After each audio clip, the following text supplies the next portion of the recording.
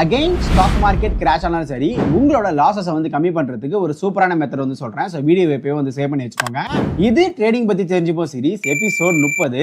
அந்த மெத்தடோட நேம் வந்து பாத்தீங்கன்னா ஹெட்ஜிங் வந்து பாத்தீங்கன்னா ஒரு risk management strategy.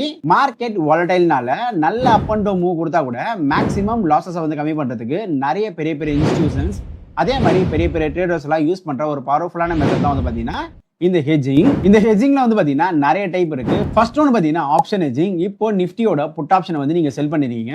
But Nifty வந்து பாத்தீங்கன்னா மேல போகாம கீழே போகுதுன்னு வச்சுக்கோங்களேன், கண்டிப்பா நீங்க வந்து லாஸ் மேக் பண்றதுக்கு நிறைய சான்சஸ் இருக்கு. ஸோ அந்த இடத்துல இதை காம்பன்சேட் பண்ற மாதிரி நீங்க என்ன பண்ணலாம் அப்படின்னா சேம் புட் ஆப்ஷன் வந்து நீங்க பை பண்ணலாம். அப்படி பை பண்ணும்போது நிஃப்டி வந்து கீழே போனா கூட உங்களோட லாஸ் வந்து பாத்தீங்கன்னா ஆவரேஜ் ஆயிடும். அதே மாதிரி ஃபியூச்சர் ஹெட்ஜிங் வந்து எதுக்கு யூஸ் பண்ணாங்க அப்படின்னா ஃபார் எக்ஸாம்பிள் இப்போ ரிலையன்ஸ் ஸ்டாக்ஸ் வந்து நீங்க வந்து ஒரு லாங் போயிருக்கீங்கன்னு வச்சுக்கோங்களேன். ஒரு ஹியூஜ் குவான்டிட்டியில் வந்து நீங்கள் ரிலையன்ஸ் ஸ்டாக்ஸ் வந்து பை பண்ணியிருக்கீங்க. பட் ரிலையன்ஸ் ஸ்டாக்ஸ் வந்து மேலே போகாமல் சம்மோ கீழே போகுதுன்னு வச்சுக்கோங்களேன். அந்த இடத்துல நீங்கள் வந்து லாஸ் புக் பண்ணாமல் அந்த இடத்துல உங்களோட லாஸை வந்து ஆவரேஜ் பண்ணுறதுக்காக நீங்கள் என்ன பண்ணலாம் அப்படின்னா ஃபியூச்சர்ஸில் போயிட்டு சேம் ஸ்ட்ரைக் ப்ரைஸில் வந்து பார்த்தீங்கன்னா ரிலையன்ஸ் வந்து ஷார்ட் பண்ணலாம். சம்டைம்ஸ் வந்து பார்த்தீங்கன்னா இது ப்ராஃபிட்டையும் வந்து இன்க்ரீஸ் பண்ணுறதுக்கு நிறைய சான்சஸ் இருக்கு. தேர்ட் ஹெட்ஜிங் மெத்தட் வந்து பார்த்தீங்கன்னா டைவர்சிஃபிகேஷன். எஸ், டைவர்சிஃபிகேஷனும் ஒரு ஹெட்ஜிங் மெத்தட் தான். இப்போ வந்து பார்த்தீங்கன்னா உங்கள் போர்ட்ஃபோலியோவில் ஒரு 10 ஸ்டாக்ஸ் இருக்குன்னு வச்சுக்கோங்களேன்.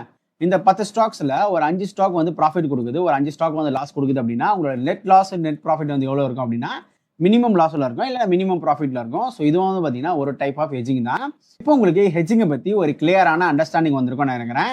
இதே மாதிரி ட்ரேடிங் சம்பந்தமான யூஸ்ஃபுல்லான வீடியோஸ்க்கு யாகோ ஸ்டாக்ஸை மறக்காம வந்து ஃபாலோ பண்ணிக்கோங்க.